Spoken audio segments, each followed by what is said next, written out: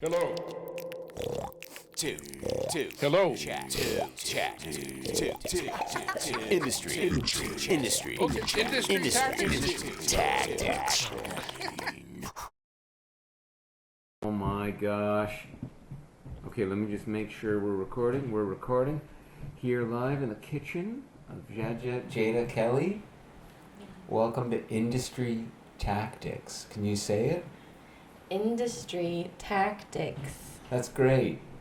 And we're going to spend, upwards of an hour talking about all things industry. You sound great, by the way. Good mic placement level. You know this, of course. She doesn't even have the earbuds in for those of you listening at home. We're shooting this in virtual reality right now. Not a big deal. Allow me a moment. And we're not live, to answer your question. This will go up later, okay? You'll probably be back in Nashville. Where to begin? Now, okay, the podcast is about outsiders in the music industry, okay? You know what a podcast is, of course. It's not live. Do you consider yourself to be an outsider in music? No, you're right in there. I see you right in there. Let me answer the question for you. Okay. Are you an outsider? Well, I don't think so. Not a lot of people know about my music, so maybe that makes me an outsider. Yeah. Okay. No, I think that's probably the most important part of being a musician is that you have to go to your friends' shows. You need to connect with people, and it's a community. That's the aspect of the music industry that I love most. Oh boy.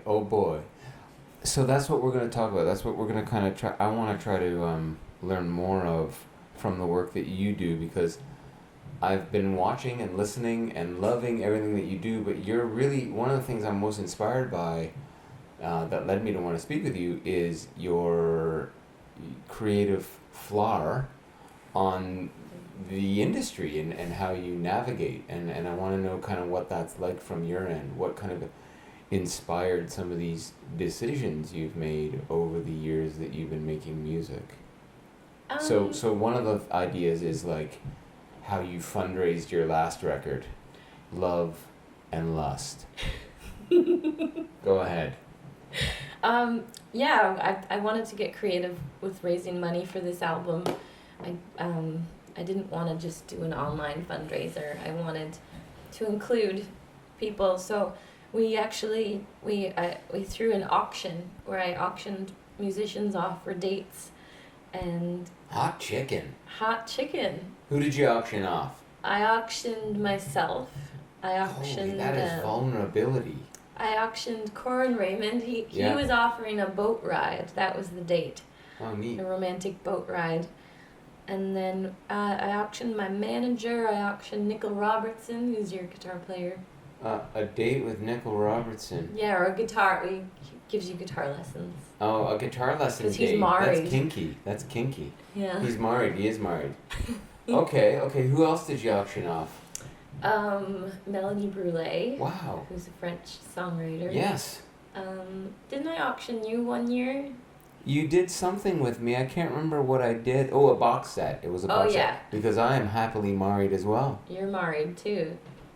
So yeah, you were part of the process. You gave us your CDs, and we did a silent auction too, where people from all over Toronto donated yoga passes or CBC Music Festival tickets or tickets to see the symphony. So it was a lot of work, but we raised quite a bit of money.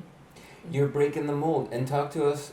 I want to kind of get into it. I want to learn where you come from, but like this is a good starting point for me. Is digging a little into like no one's doing. Hey, let me commission a stained glass. You've been doing a lot of stained glass and then applying the profits to your music. Yeah, so that was the other component that I took up stained glass art this year, and just this year. And so wow. I ended up making maybe 20 personalized lamps for people all around the world. So they would donate a certain amount of money. They'd get the album, but they'd also get this lamp from me. So we raised an insane amount of money through that. You don't hear that every day, kids. 20 for people all around the world, that deepens the experience, I think, eh? Mm-hmm. Like, if I gotta buy one of these off of you. That is a beautiful thing. That's an investment. Yeah. That's not only in your music, in what you know, it's something you can keep it makes it a deeper experience, I think, right? Yeah, for sure. Wow. And so what else did you, like, what led you to that? So you didn't want to do, like, a typical fundraiser?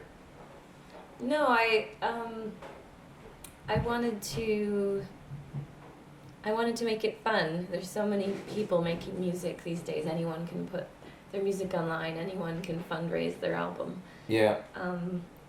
But I wanted to do something personalized where you could take home a bit of Jaja. Yes! Thank you for that. It was very kind. So, when did it all begin for you in this adventure?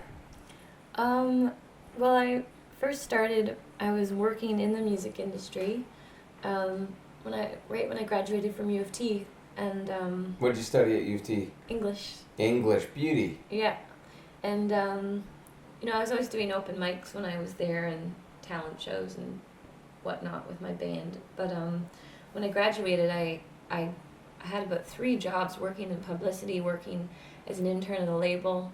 I was a assistant to a blues songwriter by the name of Shakira Saida. You're right. And I was working the evenings at Roy Thompson Hall as an usher, so I was very busy, but I was trying to learn as much as I could because I thought, when I do have a record, I'll know exactly who to give it to. And I think that's important for artists. You need to learn how to network, and you need to make these relationships. And I think that has played a huge part. So you've been building these relationships, and then you stopped working at that label. What was the label, if you don't mind me asking? It was a 6 Shooter Records. 6 Shooter Records. So yeah. you're right in the thick of things. Yeah. Just a young Jaja with a dream. And what were you doing there? Industry tactics. What were you doing? Oh, I was. Don't be shy. Well, it was during the garbage strike. I remember carrying a lot of fond memories. Like dirty garbage bags out of their basement on Queen Street and like dead rats and you're bringing me back. This is good. Don't be shy of the dirt, the shit that you had to shovel in order to get to where you are. So what? Yeah, dead rats. Dead rats. They're huge, like Queen Street rats. Where were they located? They're down on Britain Street, or am I dreaming?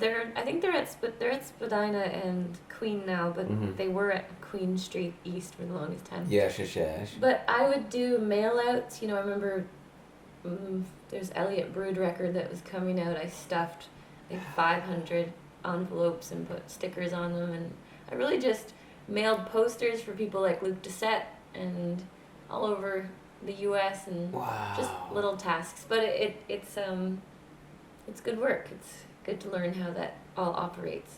I love that kind of work. I love stuffing it. You're sending out all these opportunities. You're planting seeds. None of them get opened. There's that too, right? I mean, but there's that idea of sending out all these little golden opportunities. That's the same feeling I get from applying for a grant, like what you were talking about earlier before we began, little seed of hope in what you do, right? Well, I think it's really beautiful. Every CD is a calling card. It's a business card now. Yeah. And that's one of my other jobs when I was younger was with Richard Flohill. He's a publicist in Toronto. Yeah. And he always said, even if the CD doesn't get played, it is your calling card, and it's Tactics. Yeah. That's great. We wanna. I think. Well, it's not great. It's kind of sad too. But I think we're at a point in music making where fighting for relevance might. You know what I mean? And just the CD being what it is, it's at a bit of a crossroads, and it's up to you to imagine and try to get it out there. And it's very difficult at times. Have you found it difficult with the music that you make? Yeah, I used to think that, if I just, not to say that hard work won't get you anywhere, but I used to think that just with time and touring and working that people would hear my music. But it also takes a lot of money and a lot of marketing money. And, I think a lot of the artists that you hear on popular radio, they have an entire team and they have financial backers behind them and sponsorships to make it heard.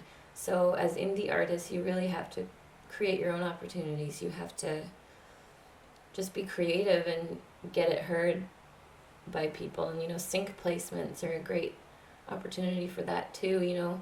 If your songs aren't being played on the radio, well, what has a higher listenership or viewership than, like, The Walking Dead, for example? The sync placements are when you get your music played on television, is that? Yeah. Yes. Yeah.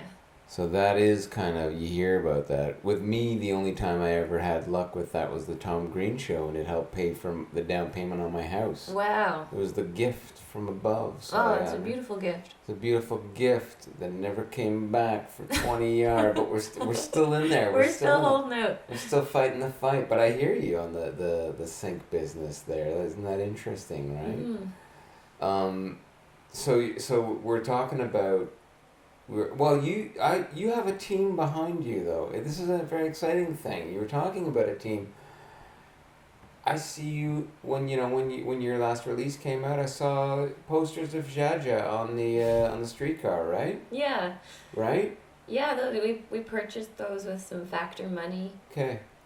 You're in there. You're doing it though, right? You're very much rolling your sleeves up and all that. We're doing it ourselves. There's my manager and then his assistant, and it's really just the three of us. Wow. Trying to make this work, and we obviously have a label that distributes the record, but. What's the label? It's Fontana. Okay.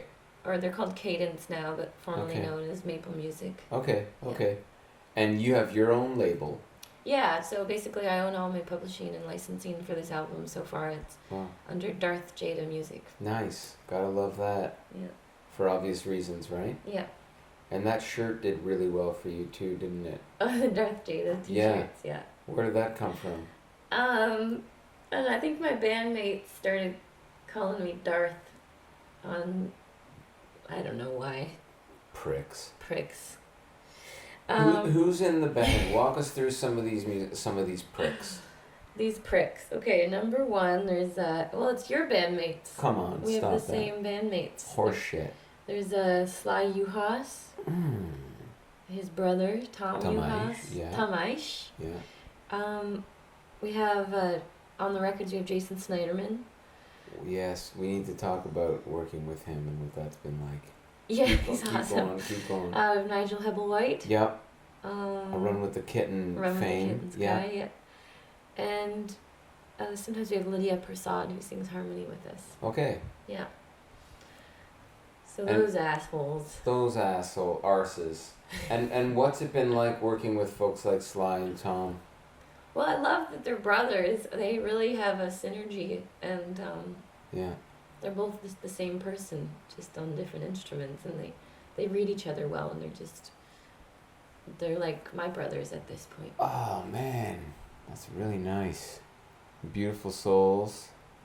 Consistent is the word that comes to mind. Mm-hmm. And Tom actually, he produced this new record with me. He did, okay. Yeah, so with that alongside Stu Crooks, so the three of us had been working on this for a good year, just really pouring our heart and soul into it. So the fact that it's doing so well right now is really exciting. What are we at now? Number what on the CBC? I vote for you semi-weekly. You know what? I think that countdown it's also based on record sales. Holy cow. So the voting is good, but people should also buy my record. Okay. I'm going down that chart. Damn. That's an interesting feeling. So, but it's doing really well. It's still on there, so that's good. Yes. And it's an amazing sound.